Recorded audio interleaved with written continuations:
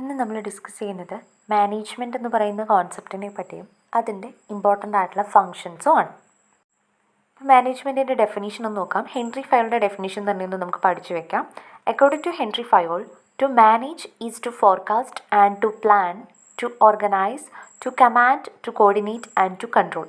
അതായത് Henri Fayol പറയുന്നത് എന്താണ്? മാനേജ്മെൻറ്റ് എന്ന് പറഞ്ഞാൽ, മാനേജ് ചെയ്യുക എന്ന് പറഞ്ഞാൽ ഫോർകാസ്റ്റ് ചെയ്യുക, പ്ലാൻ ചെയ്യുക, ഓർഗനൈസ് ചെയ്യുക, കമാൻഡ് ചെയ്യുക, ദെൻ കോർഡിനേറ്റ് ചെയ്യുക, കൺട്രോൾ ചെയ്യുക. അപ്പോൾ എന്തെങ്കിലും ഒരു കാര്യം, ഒരു ആക്ടിവിറ്റി നമ്മൾ എന്ത് ചെയ്യുക? പ്ലാൻ ചെയ്യുക, ഓർഗനൈസ് ചെയ്യുന്നു, കമാൻഡ് ചെയ്യുന്നു, കോർഡിനേറ്റ് ചെയ്യുന്നു, കൺട്രോൾ ചെയ്യുന്നു. അപ്പോൾ ഈ പറയുന്ന കാര്യങ്ങളെല്ലാം മാനേജ് ചെയ്തു പോകുന്നതിനെയാണ് എന്ത് പറയുന്നത്? മാനേജ്മെൻറ്റ് എന്ന് പറയുക.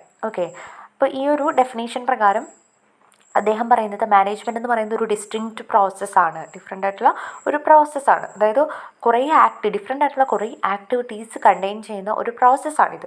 അപ്പോൾ ഇതിൽ എന്തൊക്കെ ആക്ടിവിറ്റീസ് ഉണ്ട്? പ്ലാനിങ് ഉണ്ട്, ഓർഗനൈസിങ് ഉണ്ട്, കമാൻഡ്, കോർഡിനേഷൻ ആൻഡ് കൺട്രോൾ. ഇത്രയും കാര്യങ്ങൾ കൺസിസ്റ്റ് ചെയ്യുന്ന ഒരു കോൺസെപ്റ്റാണ് മാനേജ്മെൻറ്റ് എന്ന് പറയുന്നത്. ഇനി ഈ ഫങ്ഷൻസ് ഒക്കെ നമ്മൾ പെർഫോം ചെയ്യുന്നത് എന്തിനു വേണ്ടിയിട്ടാണ്? ഓർഗനൈസേഷൻ്റെ അല്ലെങ്കിൽ ആ ഒരു മാനേജർക്ക് കുറച്ച് ഒബ്ജക്റ്റീവ്സ് ഉണ്ടായിരിക്കും. ആ ഒബ്ജക്റ്റീവ്സ് അക്കംപ്ലിഷ് ചെയ്യുന്നതിന് വേണ്ടിയിട്ടാണ് ഈ പറയുന്ന പ്ലാനിങ്ങും ഓർഗനൈസിങ്ങും കമാൻഡും ഒക്കെ ചെയ്യുന്നത്.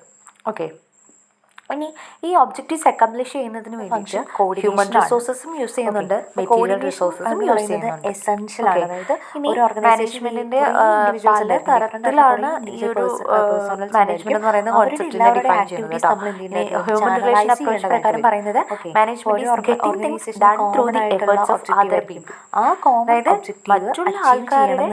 മറ്റുള്ള ആൾക്കാരിൽ കൂടി നമ്മൾ എന്ത് ചെയ്യുക? നമ്മൾ കാര്യങ്ങൾ ചെയ്തെടുക്കുക, നേടിയെടുക്കുക. അതിനെയാണ് മാനേജ്മെന്റ് ചെയ്ത് കൊണ്ടുപോകേണ്ടതായിട്ട് ഫങ്ഷൻസ് എന്തൊക്കെയാണ്? ഈ കോർഡിനേഷൻ എന്നതുകൊണ്ട് ഉദ്ദേശിക്കുന്നത് ഫസ്റ്റത്തെ ഫങ്ഷൻ എന്ന് പറയുന്നത് പ്ലാനിംഗ് എന്ന് പറഞ്ഞാൽ അവർ ചെയ്യുന്ന ഓരോ ജോബും നമ്മൾ ഒന്ന് ചാനലൈസ്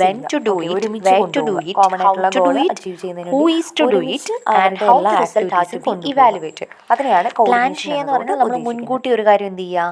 തീരുമാനിക്കുക. മുൻകൂട്ടി ആ ഒരു കാര്യം എങ്ങനെയാണ് ചെയ്യേണ്ടത്, എന്താണ് ചെയ്യേണ്ടത്, എപ്പോഴാണ് ചെയ്യേണ്ടത്, ഓക്കെ, എങ്ങനെ നമുക്കത് ചെയ്യാൻ പറ്റും, ആരാണ് ചെയ്യേണ്ടത്, ഇങ്ങനെയുള്ള എല്ലാ കാര്യങ്ങളെയും പറ്റി നമ്മൾ എന്ത് ചെയ്യുക?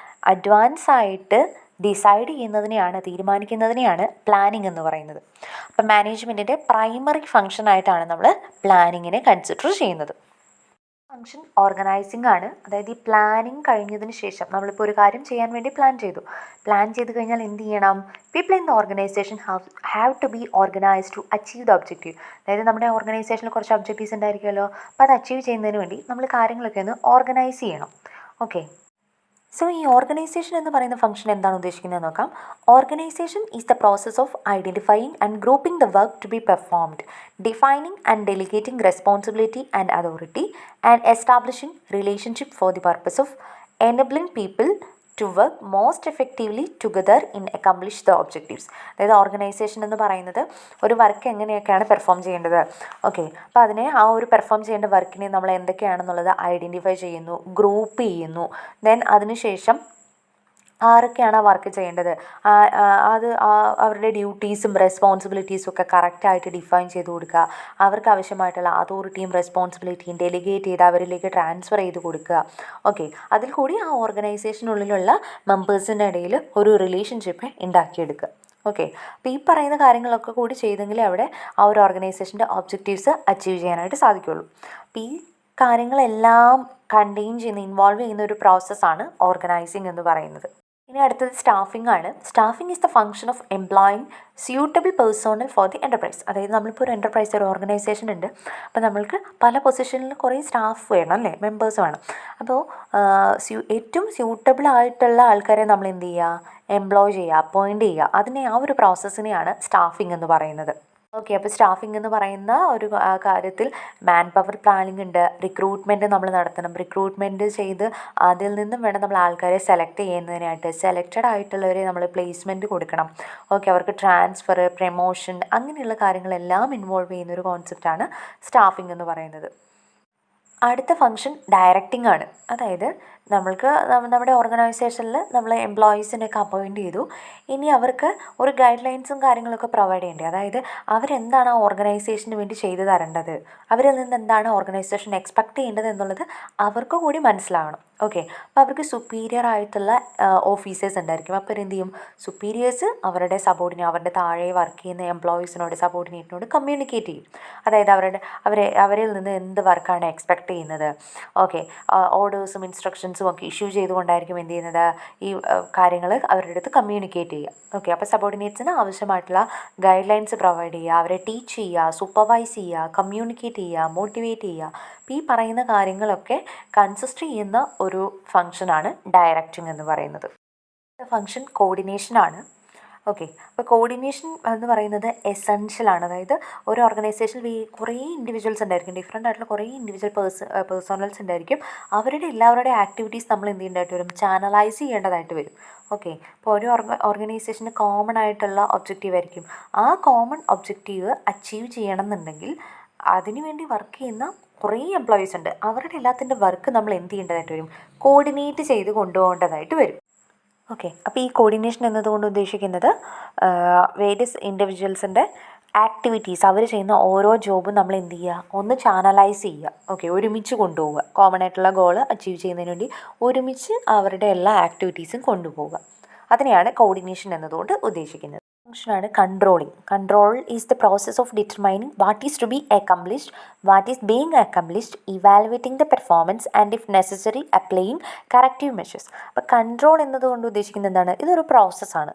അതായത് നമ്മൾ എന്ത് കാര്യമാണ് ആ ഓർഗനൈസേഷന് കംപ്ലീറ്റ് ചെയ്യേണ്ടത്, ഓക്കെ, എന്ത് ഗോളാണ് അച്ചീവ് ചെയ്യേണ്ടതെന്ന് വെച്ചാൽ ആ ഗോൾ എന്തൊക്കെയാണെന്നുള്ളത് ഡിറ്റർമൈൻ ചെയ്യുക, എത്രത്തോളം നമ്മളത് കംപ്ലീറ്റ് ചെയ്തു, ആ പെർഫോമൻസ് നമ്മൾ ഇവാലുവേറ്റ് ചെയ്യുക. ഓക്കെ.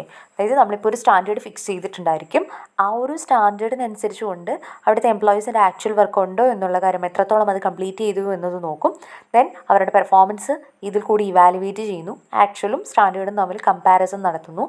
എന്നിട്ട് അവിടെ വേരിയേഷൻസ് വന്നിട്ടുണ്ടെങ്കിൽ എന്ത് ചെയ്യണം, എന്തെങ്കിലും അവിടെ കംപ്ലീറ്റ് ആവാത്തതോ കാര്യങ്ങളൊക്കെ ഉണ്ടെങ്കിൽ അവിടെ കറക്റ്റീവായിട്ടുള്ള മെഷേഴ്സ് എടുക്കണം, അതായത് കറക്റ്റ് ചെയ്യണം. ഓക്കെ. അപ്പോൾ ഇത്രയും കാര്യങ്ങൾ ചെയ്യുന്ന ഒരു പ്രോസസ്സിനെയാണ് കൺട്രോളിങ് എന്ന് പറയുന്നത്. അപ്പോൾ കൺട്രോൾ എന്ന് പറയുന്നത് ഒരു ഓർഗനൈസേഷൻ്റെ ഒബ്ജക്റ്റീവ്സ് അച്ചീവ് ചെയ്യുന്നതിന് വേണ്ടി വളരെ എസെൻഷ്യൽ ആയിട്ടുള്ളൊരു ഫംഗ്ഷനാണ് കൺട്രോളിങ്. മാനേജ്മെൻറ്റ് ഫംഗ്ഷൻസുമായിട്ട് റിലേറ്റഡ് ആയിട്ട് വരുന്ന ഒരു ടേമാണ് പോട്ട്സ്കോർബ്. ഓക്കെ. അതൊന്ന് നോട്ട് ചെയ്ത് വെക്കേണ്ടതാണ്. ചിലപ്പോൾ 2 മാർക്കിനൊക്കെ ചോദിക്കാൻ ചാൻസ് ഉള്ളതാണ്. അപ്പോൾ ഈ പോട്ട്സ്കോർബ് എന്താണെന്ന് ചോദിച്ചാൽ അതിൻ്റെ എക്സ്പാൻഷനാണ് എഴുതേണ്ടത്. ഓക്കെ.